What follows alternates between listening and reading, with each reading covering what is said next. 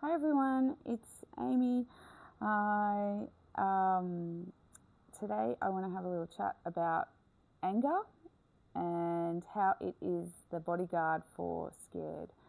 I come from an anthropology and social science background. I work in mental health. I've also had some life experiences, and I've also had some beautiful people in my life that have helped share their wisdom. So I'm hoping to honour them through this. And I'm also, if there's anyone out there that finds this useful, and I suppose in a way I'm also teaching my younger self things I wish I had have known, or that I had have, had the conversation opened around.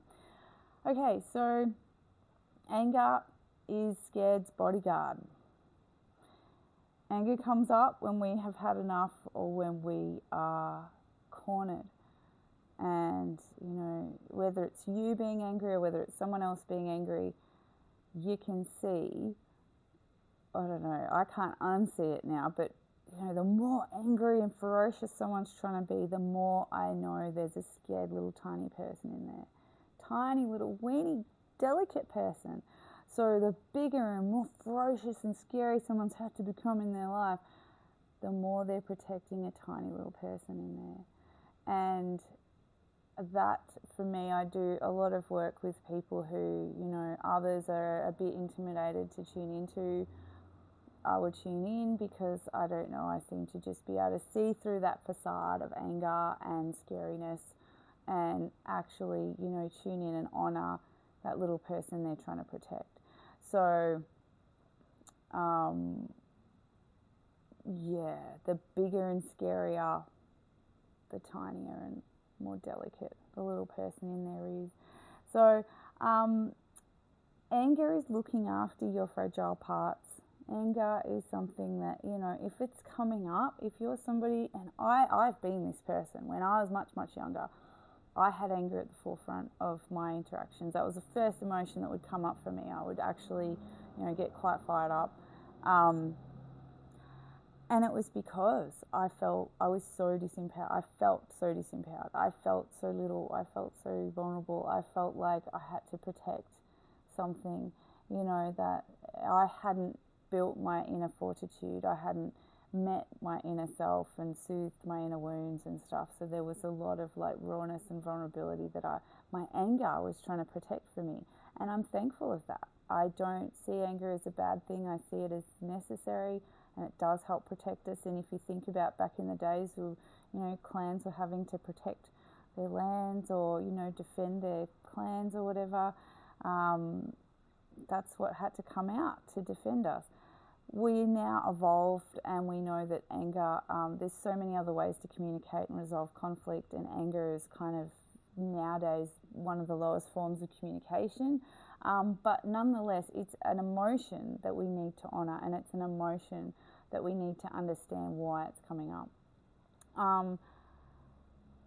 When you move out of a control situation where you feel like you're in control, anger can come up because you're not as in control. And again, that little person inside who, hasn't stabilized for whatever reason, is going to use anger as a way of trying to regain the control, regain that sense of safety, because they've got their protective layer, which is going to scare off danger and, get them through. So when anger takes over, your opponent's actually won. If you actually come into a state where you're angry, in our modern day, maintaining your calm, maintaining your equilibrium, that is your superpower.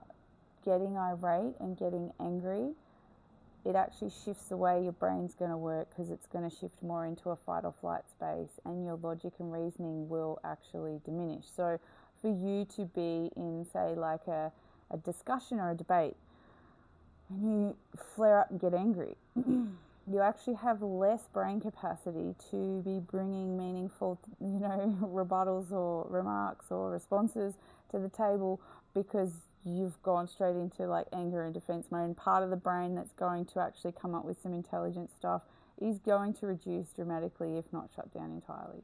So ways to keep yourself calm are actually ways to keep you in control and in a space of strength, which, you know, anger signifies that you're not feeling strong.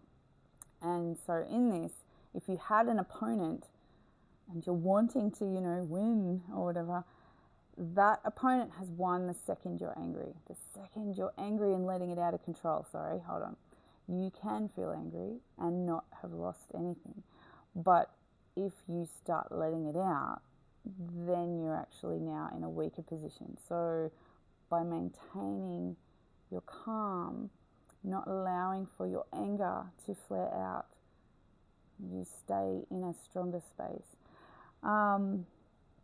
When anger arises in you, you know, this can be much easier said than done, although I will say with practice, it becomes automatic. And this is speaking from someone who now, I'm not known for really getting angry these days. I'm actually known for being quite calm in really full-on situations, and that's how I sort of make a living these days. But when your anger is coming up, have a little think about, you know, you might need to go away and reflect later, or you might start developing some ability to do it in real time where, oh, I feel angry, what's coming up? What is this actually about? Now, these questions can be hard ones to face. These questions can actually be confronting ones. These ones might be, you know, you're going to need a fair amount of honesty with yourself, self-reflection, get humble around the answers. It might be you're scared. It might be that person has just hit a nerve. It might be there's a wounded little person in there that hasn't been nurtured, and there's a larger piece of work that needs to be done around your relationship with yourself. It might be that person was just moronic and, you know, that's just annoyed you. But the fact, if you've got anger right at the front of all your responses, speaks to a larger issue of insecurity and feeling little on the inside. When you're feeling bigger and more confident on the inside, when you're, you know, the little, like, okay. So I'm going to use me as the example. When little Amy, which is, you know, my inner child, hadn't been nurtured and didn't feel secure, my adult version of Amy, or my young adult, very young adult, probably teenage young adult, version, you know, layer of me, had to be angry. She had to be angry because she had to be protecting that little one. When I went through and did my work, what helped for me was a lot of that integration, healing the wounded child, all that sort of stuff, self-nurturing, and that relationship with myself was very much a part of the key that unlocked not needing to feel anger, not needing to feel a whole bunch of other things. Like a lot of my responses that actually didn't serve me started shifting away as I got better at my relationship with myself. So I think in this video I'm hoping to portray that, you know, some helpful things around how you might manage your anger, or you know, pointing you in the direction to have a little look at what, you know, the internet's filled with information. So these videos are about sort of bringing up these topics, and then you go and research them. You go and find, you know, what you need to get the results, you know, that I'm talking about here. But anger does not serve you ultimately. Anger actually shows that you're not feeling strong, and that there's a little person in there that's needing to be protected. And anger puffs up big and strong to protect the tiny little bits. And I highly recommend, if you are an angry person, or if you are having to deal with an angry person, that you have a little look at that side of it, because without fail, every time, anger is always the bodyguard of scared. All right. Thank you for listening. I hope this helped just a little bit, and I'll see you next time.